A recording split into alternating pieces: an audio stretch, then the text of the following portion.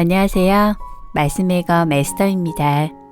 11월 1일부터 21일까지 서울 오륜교회를 중심으로 다니엘 세일의 기도회가 열립니다. 오륜교회는 저의 모교이기도 한데요.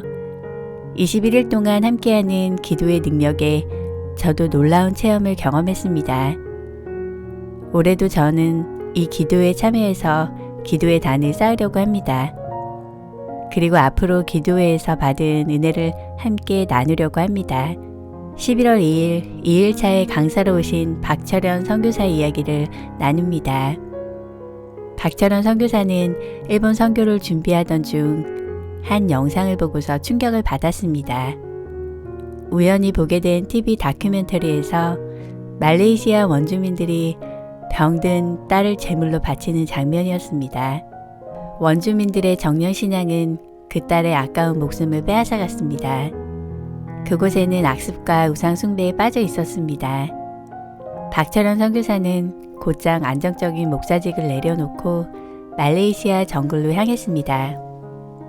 1999년 말레이시아로 간 박철현 선교사는 감당하기 쉽지 않은 고난의 현장에 놓였습니다. 마을을 찾기 위해 하루 8시간 이상을 걷는 것은 기본이었고 50도가 넘는 무더운 날씨 속에서 말라리아와 독충에 시달렸습니다. 밤에는 호랑이가 드실거렸고 몇몇 원주민들은 선교사가 자신들을 죽이러 왔다며 살해 위협을 받기도 했습니다. 그럼에도 박철현 선교사는 하나님의 은혜로 지난 20여 년 동안 정글 속에서 사역하며 112개의 교회를 개척했습니다. 그리고 문맹인 원주민들에게 글을 가르쳤고 원주민 신학교를 개설해 목회자를 양성했습니다. 박철현 선교사는 정글에서 사역하며 원주민들에게 파파 우랑후탄이라고 불렸습니다. 파파 우랑후탄은 말레이시아어로 정글의 아버지라는 뜻이었습니다.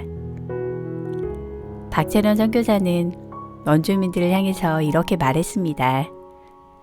사명보다는 사랑인 것 같습니다. 원주민과 완전히 사랑에 빠졌습니다. 이들을 떠나서는 살 수 없을 지경이 되었어요. 가끔 한국에 오면 상사병에 걸린 것처럼 원주민들이 늘 걱정되고 보고 싶습니다. 박철원 선교사는 이처럼 원주민들을 사랑했고 그 사랑은 원주민들에게 전해져 예수님을 믿게 만들었습니다. 이 같은 박철현 선교사를 정글에서 가장 괴롭혔던 인물이 있었습니다. 식인종의 후예라 불리는 까심이라는 원주민이었는데요. 박철현 선교사의 목숨을 위협하며 5년을 쫓아다녔습니다.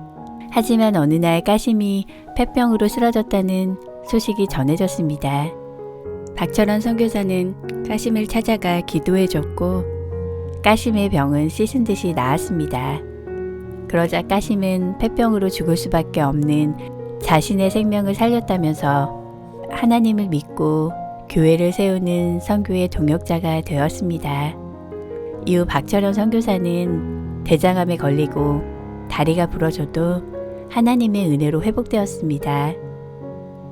박철현 선교사는 원주민 마을을 사로잡는 귀신을 내쫓을 때도 병마와 싸울 때도 예수님의 이름을 사용하여 물리쳤다고 고백했습니다.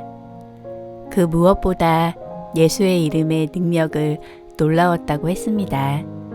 박철현 선교사는 선교가 참 재밌다고 했습니다. 그 이유는 선교는 자신이 하는 것이 아니라 하나님께서 하시는 일이기 때문이라고 했습니다. 오늘도 예수님의 능력으로 일어서세요. 사랑하고 축복합니다.